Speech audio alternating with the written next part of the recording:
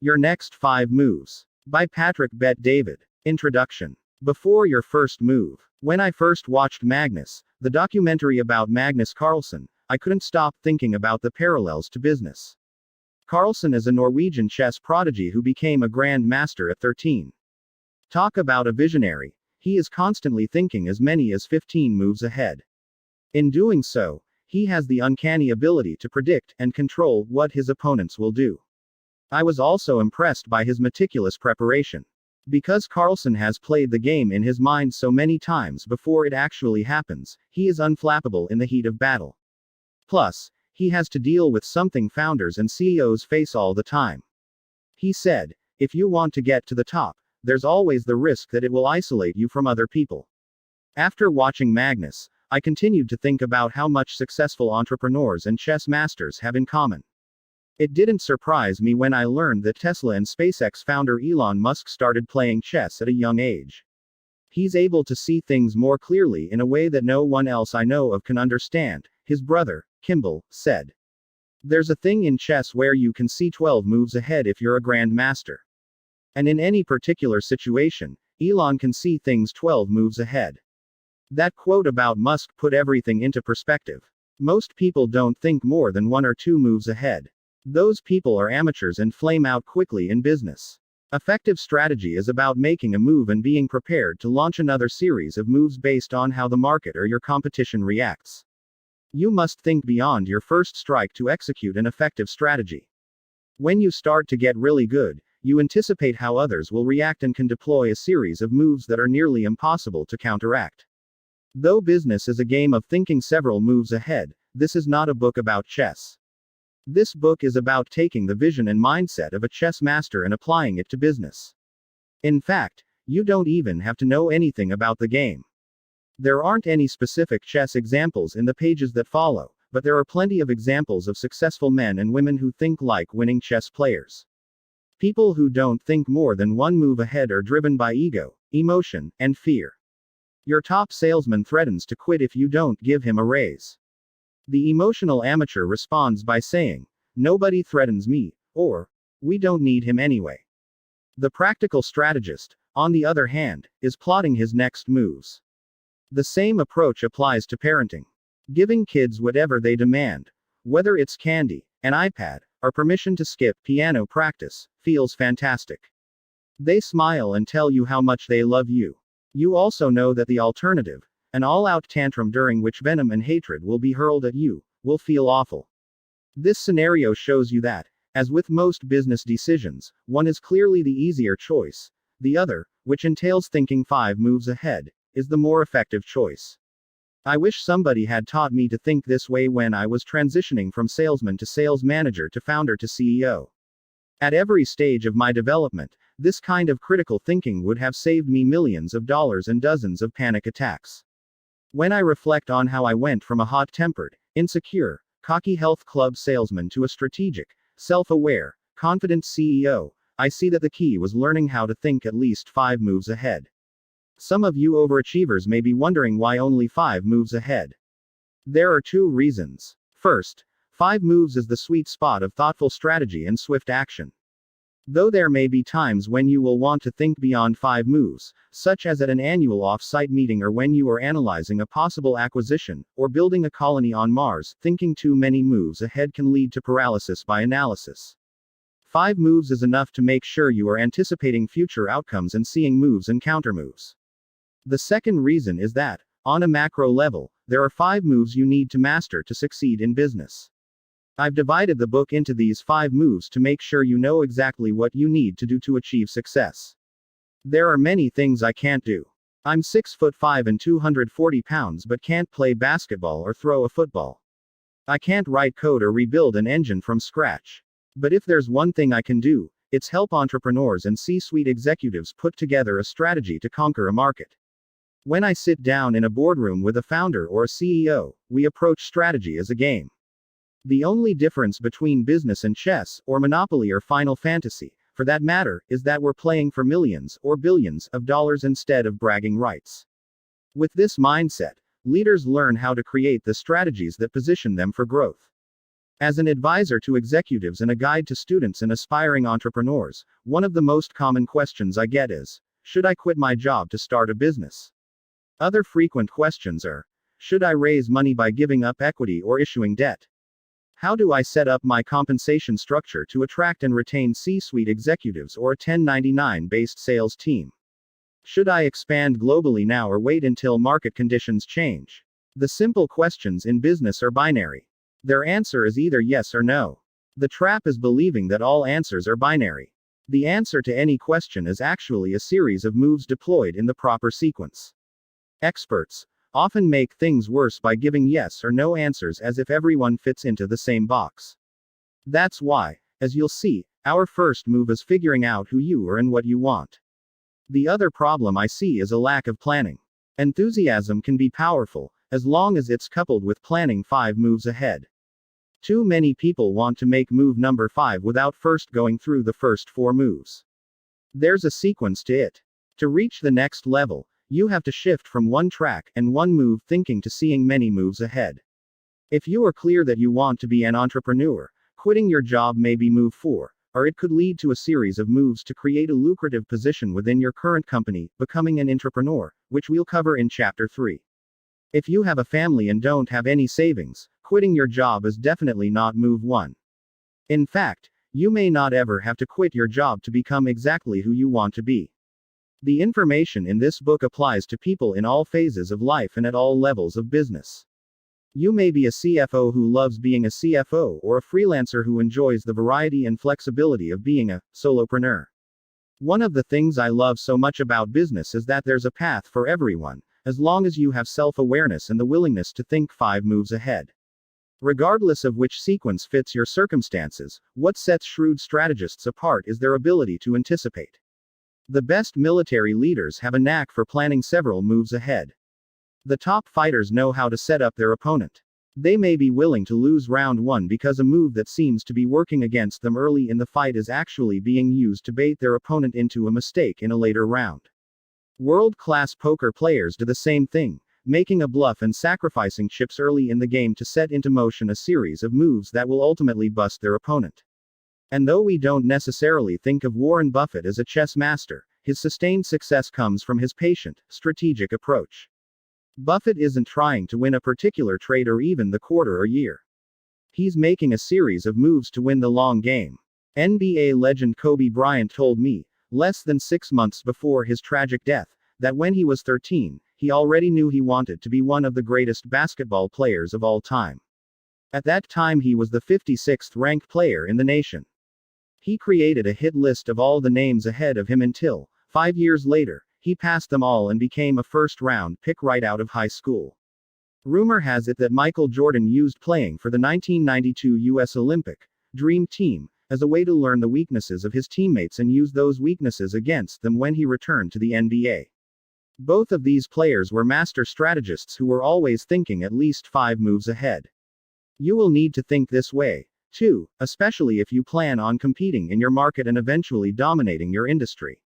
In the pages that follow, I'll give you everything you need to think like a master strategist. I'm also going to show you how to 1. Differentiate yourself and communicate your unique value. 2. Find investors and build a high valuation for a lucrative exit. 3. Attract top talent and design incentives to cultivate and keep them. 4. Maintain systems during rapid growth and staying power, sanity during chaos. 5. Process issues, make decisions, and effectively solve problems. 6. Identify who you want to be and the legacy you will create. 7. Negotiate, sell, and strategize as if your life depended on it. Maybe you picked up this book thinking that you lack the education or resources to build a business. Or you might be the person with a high IQ who can't make a decision to save your life because you're always overthinking it. It doesn't matter where you start.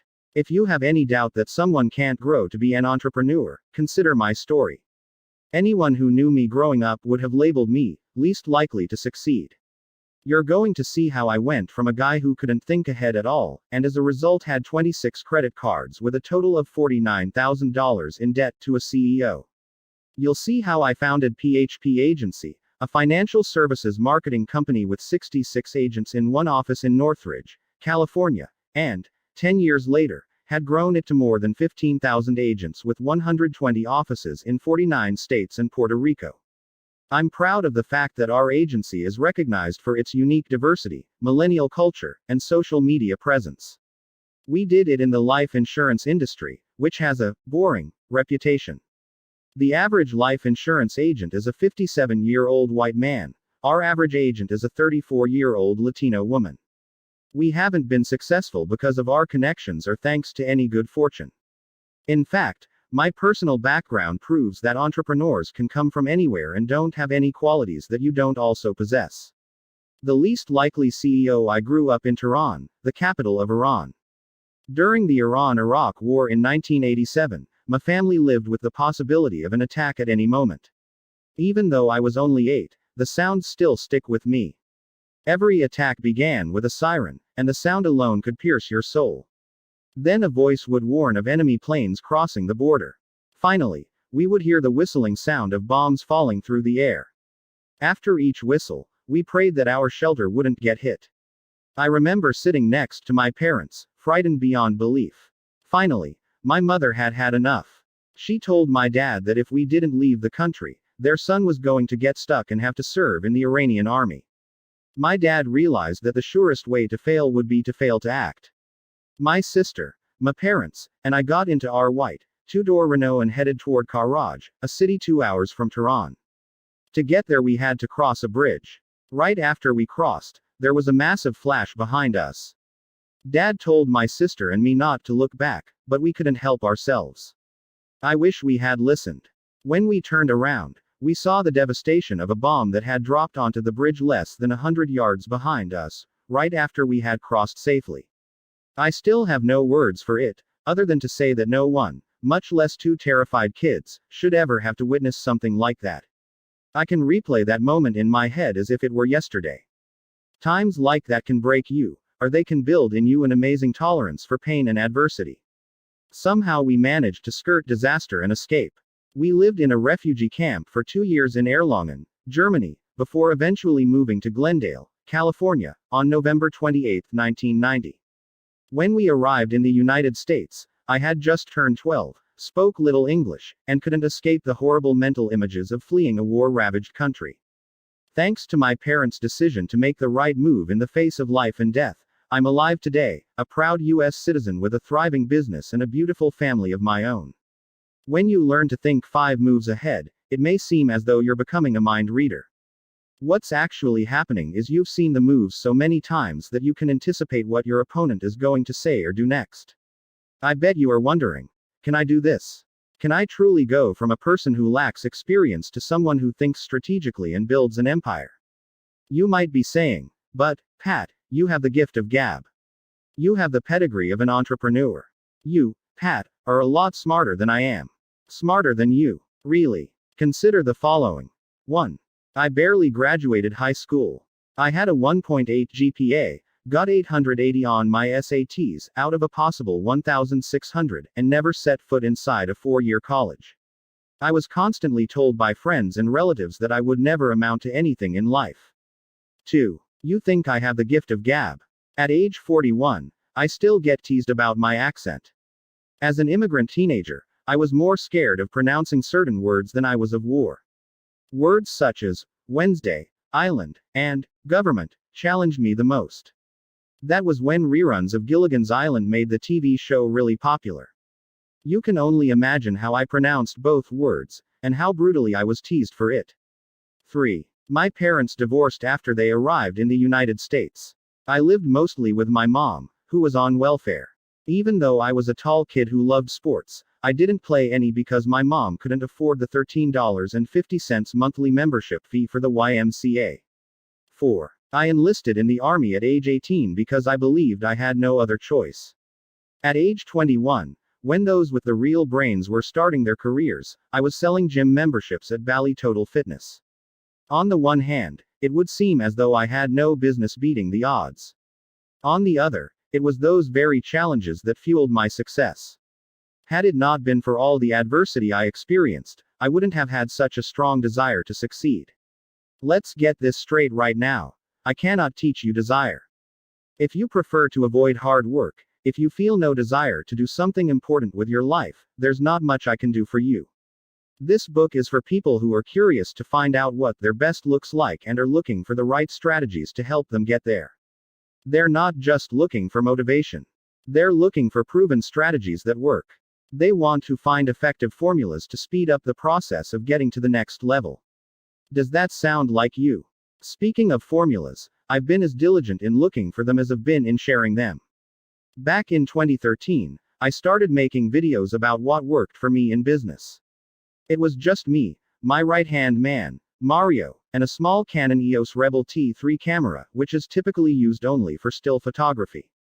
We first called those videos 2 Minutes with Pat, and put them on YouTube.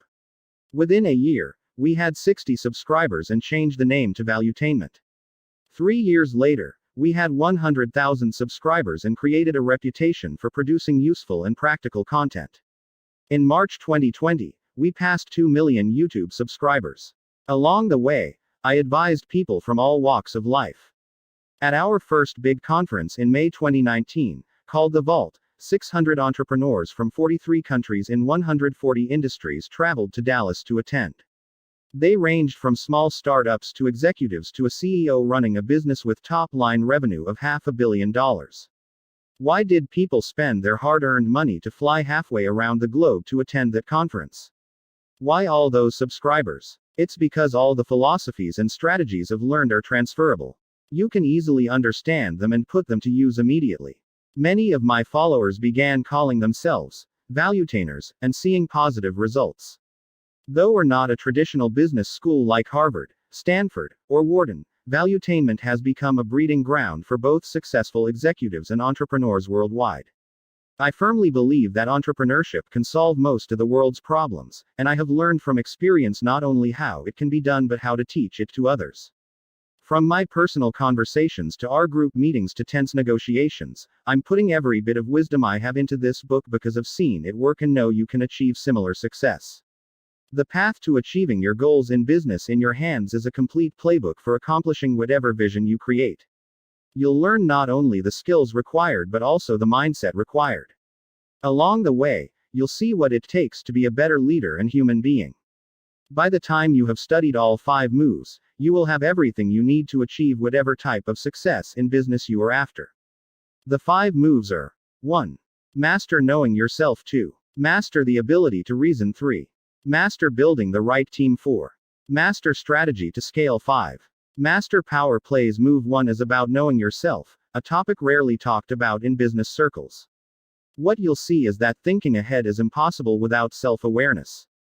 With self-awareness, you gain the power of choice and control over your actions. Above all, with the knowledge of who you want to be, you will know which direction to take as well as why it matters. Move 2 is about the ability to reason. I'll show you how to process issues and provide a methodology to deal with any decision you'll face, no matter what the stakes. No decision is black and white, and this section will teach you how to see all the shades of gray and move forward decisively despite the uncertainty. Move 3 is about understanding others so you can build the right team around you, the team that will help you grow. Though you may view some of my tactics as Machiavellian, at the heart of everything I do is leading people to find the best in themselves. I do so by asking questions that uncover their deepest desires. Just as I challenge people to understand themselves, I will challenge you to understand your relationships. Building trust in employees and partners creates profitable alliances, speeds up all parts of your business, and helps you sleep at night. Move 4 is about how to implement strategy to scale to create exponential growth. We'll cover everything from how to raise capital to how to create rapid growth and how to hold people accountable for their actions. By the time you get to this section, you'll be thinking like a seasoned CEO and learning how to gain and maintain momentum as well as how to create systems that allow you to track and measure the key parts of your business. Move 5 is about power plays. We'll discuss how you can beat the Goliath in your industry. You'll also see how to control your narrative and leverage social media to frame your story. You'll learn about psychology and gain insider secrets from one of the most notorious business organizations in the world. The mob, yes, the mob. And you'll soon see why. Closing parenthesis.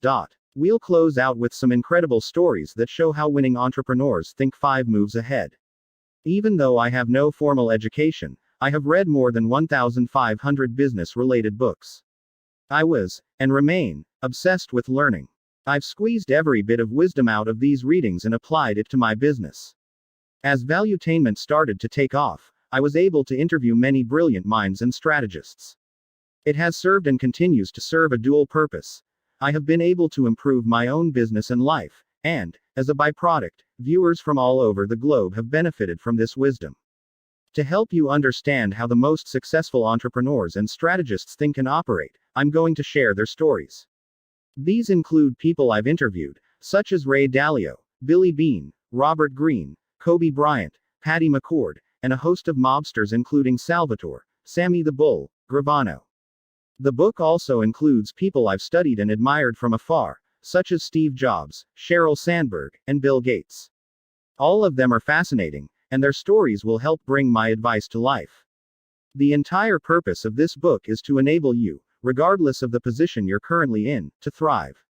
By the time you're finished reading, you'll know exactly how to make your next 5 moves. My goal is for you to create a series of aha moments, and to teach your brain to process information and strategize in a new way. Imagine the frustration of trying to unlock a safe without the right combination. Then imagine discovering the combination and opening up a vault of business wisdom.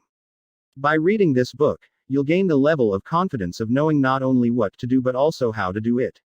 And as a result, you'll gain the wherewithal to solve problems at all levels while growing your personal brand and